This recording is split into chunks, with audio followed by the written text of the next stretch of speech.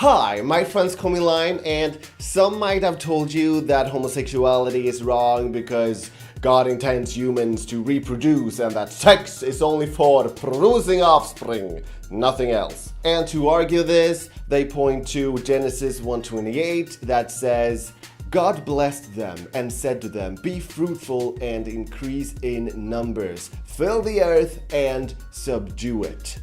That they also point to the story of Onan, which goes, Then Judah said to Onan, lie with your brother's wife and fulfill your duty to her as a brother-in-law to produce offspring for your brother. But Onan knew that the offspring would not be his. So whenever he lay with his brother's wife, he spilled his semen on the ground to keep from producing offspring for his brother.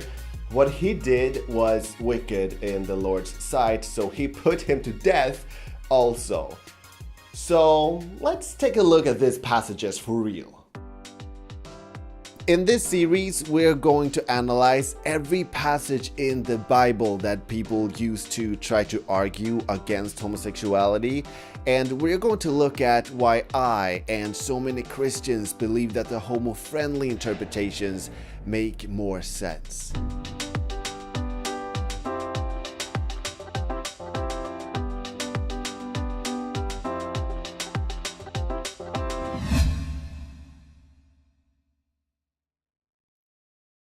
So let's start with the story of Onan, because there is a very important context to that story given in another passage of the Bible that says, if brothers are living together and one of them dies without a son, his widow must not marry outside the family. Her husband's brother shall take her and marry her and fulfill the duty of a brother-in-law to her. According to Svartvik, this means that the sin of Onan was not to spill his seed. That is, the sin was not to have sex without the intention of having kids, but rather that he was unwilling to fulfill his duty given in the passage that I just read. So I'm just saying that this passage, if you want to take it literally, has a context, and that context is that.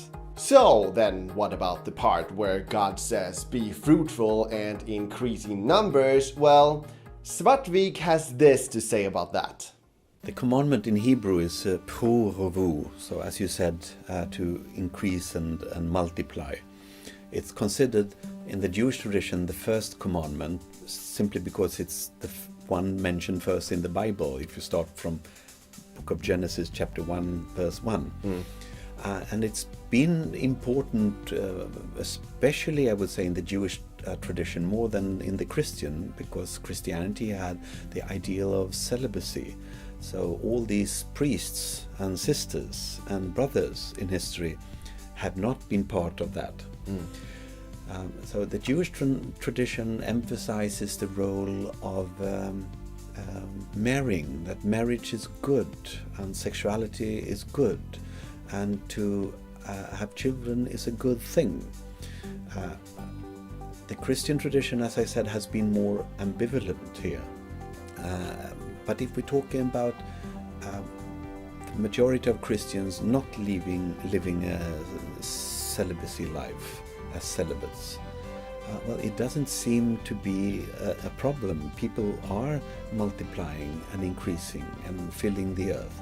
And we are rather going in the opposite direction, thinking in what way can we help this planet and humanity to trust to have fewer children, because we know that when there are fewer children, women are more well educated, and it means that you trust that you don't have to have so many children to take care of you when you're getting old, because the society steps in and does what children used to do formerly. So it's also a parameter, I believe, for a good society where women can be educated. They have fewer children usually. It doesn't mean that you don't have any children at all, but you have fewer children. So people will increase and fill the earth also in the future. to say that this is the only criterion for a relationship, then you also have to say something about those who have been married for a number of years and they eventually realize that they cannot have biological children. Should there be a separation? Should they be divorced, forced to divorce? Or should they perhaps adopt a child? Are we allowed to should people be allowed to marry when they are so old, so that if their names are not Abraham and Sarah, that they are allowed to get married? And usually we wouldn't say such a thing. We would say that it's wonderful that this widower and this widow, they found each other and that they get married. And I meet very few, i.e. I've never met anyone who said that that would be a theological obstacle, that they are so old. So if we are talking about those who would like to have children but won't, and we are talking about those who are so old so they might not have children, and we don't see that as a problem, then this single verse surely cannot be the starting point of some kind of argument against same-sex relations. You have to have so much better arguments when you're talking about people who love each other, who care for each other, who support each other. And it can't just be pru, two words in Hebrew. That is a fact that we are increasing, and that must be the starting point for joy, that when we hear of a woman who is pregnant, and we say Masal Tov, we say, how good for you, so happy we are. And we shouldn't turn that into a sword, that blessing into a sword, and say, but if you won't have children, if you can't have children, if you don't want to have children, that is a theological obstacle against your relationship per se. And also, Paul, for example, lived a celibate life. And obviously he must have thought that was a good thing. And he has also said that it's good for a man not to have sexual relations with a woman. And so this quote about being fruitful and increasing in numbers just can't be directed at all people. And even if it was, let's for argument's sake say that this statement about reproducing was also directed at gays, then we must remember that homosexual couples can also bring children to the world. So there's really nothing about that statement that goes against being gay per se.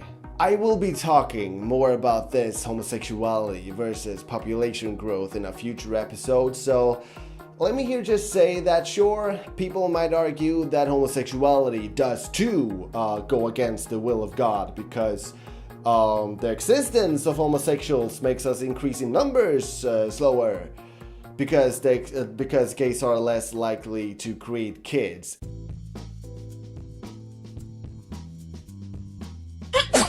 I'm stronger and more efficient than you are, and therefore there is something wrong with you.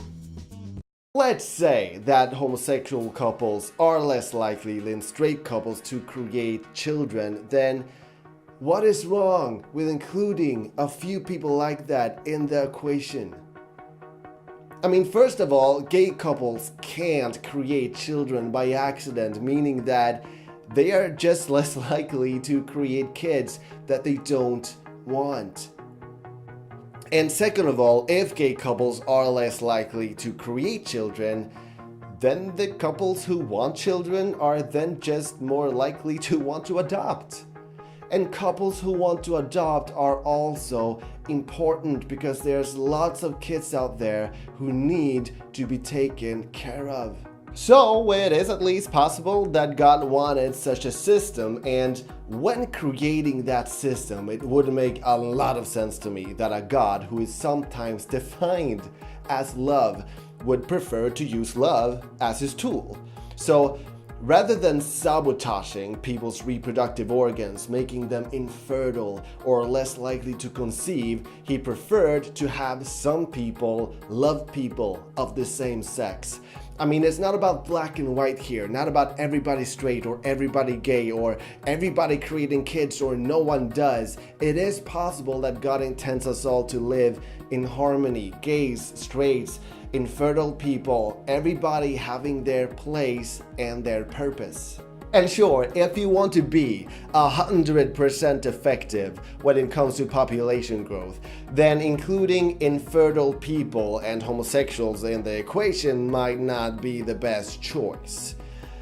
But, I mean, how effective do we really want to be?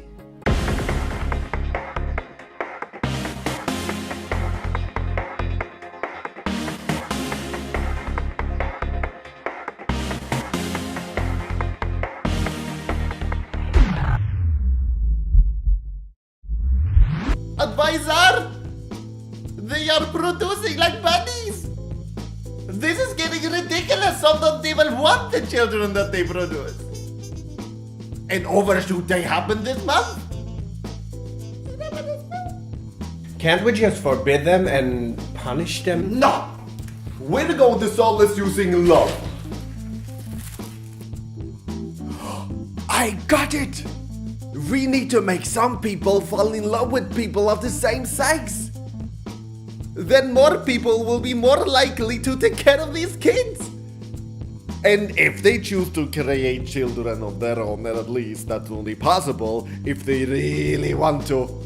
Either way I win, and all without having to meddle with free will. Well, at least no more than I already am.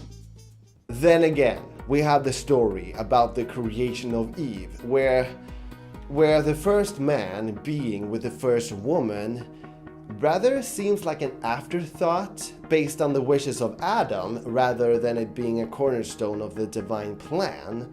And I'm not really sure what to make of that, but I can at least say that I and many other people either way believe that neither of these passages speaks against homosexuality.